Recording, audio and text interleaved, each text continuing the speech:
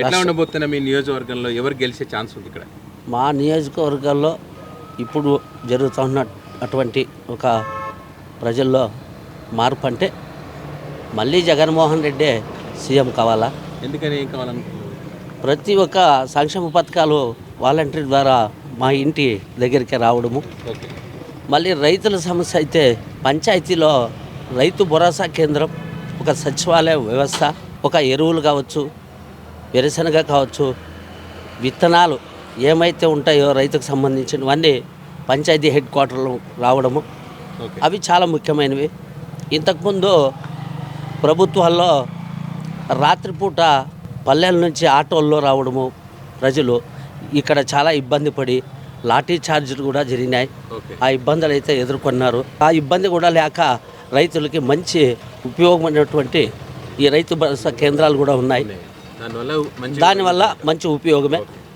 అందువల్ల ప్రజలు ఒక ఆలోచనలో పడ్డారు, మళ్ళీ జగన్ అనే సీఎం కావాలా, మళ్ళీ మాకు ఒక సంక్షేమ పథకాలు మా ఇంటికే వాలంటీర్ ద్వారా అందుతాయని ఒక నమ్మకం. ఇచ్చినటువంటి మాటని నిలబెట్టుకునే మహా వ్యక్తి జగన్మోహన్ రెడ్డి గారని ప్రజల గుండెల్లో నిలిచిపోయారు. అంటే ఇప్పుడు టీడీపీ, జనసేన, బీజేపీ 3 పార్టీలు కలిసి వస్తున్నప్పుడు అటు బలం పెరుగుతూ ఉంది, ఇటు బలం సింగిల్గా ఉన్నాడు, బలం తగ్గుతూ ఉంది అంటారు. మరి ఎఫెక్ట్ ఉండదు అంటారు? అది ఏ పార్టీలైనా కలిసి వచ్చినా మా ఏపీ, ఆంధ్రప్రదేశ్లో జగన్ అన్నని ఎదుర్కొనే సత్తా లేని పార్టీలని ప్రజలు నిర్ణయానికి వచ్చారు. ఒక ప్రజల నిర్ణయమే ఏ పార్టీలకైనా ముఖ్యం. ఆ ముఖ్యమైన పార్టీ అంటే YS Rajasekhara Reddy, YSR party, YS Jaganmohan Reddy గారు. ఇక్కడ ఎవడైతే జనాల నాడే వైసీపీ నాడి ఉందో పైన కూడా జగన్మోహన్ రెడ్డి వస్తాడు అనేది మాత్రము 100% ఉంది. ఈ సెంటిమెంట్ ఎప్పుడు ఇక్కడ ప్రతిపక్షం అనేది లేదా. ఇక్కడ వైఎస్ఆర్, అక్కడ వైఎస్ఆర్ సీఎం కన్ఫర్మ్. ఇప్పుడు 25,000 నుండి 30,000 దాకా మెజారిటీ తగ్గదండి. ఎందుకని అంత కాన్ఫిడెన్స్ ఎందుకంటే మార్నింగ్ ఈరోజు మా ఇంటి దగ్గరికి వచ్చిండు ఒక వాలంటీర్, మీ ఇంటికి ఏం లబ్ధి వచ్చింది అని మేము ఇస్తానమన్నా అని అంటే దాన్ని తీసుకొని చూస్తే మా ఫ్యామిలీకి 1.5 లక్షలు వచ్చింది. మా అమ్మ సపరేట్ భీమ్ కార్డు ఉంది, మా అమ్మకి 2,20,000 వచ్చింది. దాదాపు 3.5 లక్షలు అయింది మాకు ఒక కుటుంబానికి. మేమంతా కమెంట్లోనే ఉన్నాము.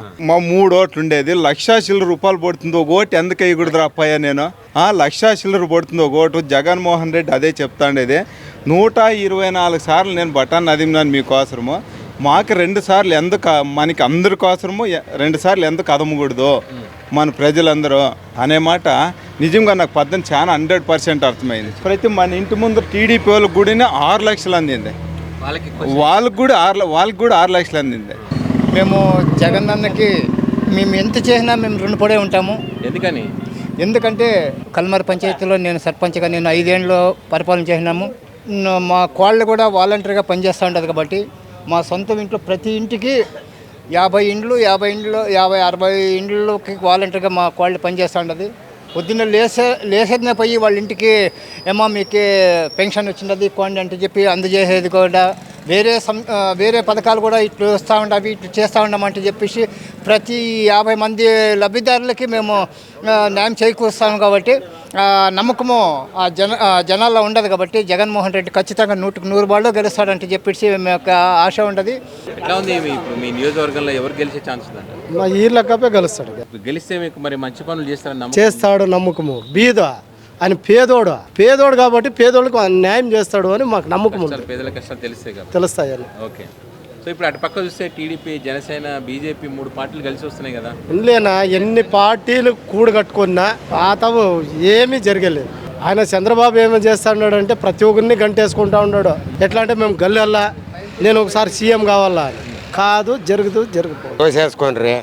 జనాలకంతా విరక్తి వచ్చే జన్మభూమి కమిటీలోనే ఒక పెన్షన్ చేపియాలంటే 3-4 వేల లంచము, ఒక బాత్రూమ్ వేయాలంటే ఒక 4-5 వేల లంచము, సుమారుగా అట్లా చేసేసి బరే పెన్షన్ ఎక్కియాలంటే కూడా బాగా అర్హులకి కూడా వాళ్ళకి కూడా 2-3 వేల లంచము. ఎక్కించాక ఎంఆర్ ఆఫీస్లో ఎక్కించాక కూడా లంచము. అయ్యో వాళ్ళ అరాచకం జాస్తి అయిపోయి లాస్ట్కి విసిగిపోయి ఇప్పుడు ఆ జగన్ మంచి పని చేసి అంతా అకౌంట్లకి వేస్తూ ఉన్నాడు. ఎవడు ఇట్లా కార్యకర్త ఆడ రూపాయి ఇట్లా ముట్టేకి లేదు, డైరెక్ట్ అకౌంట్కే.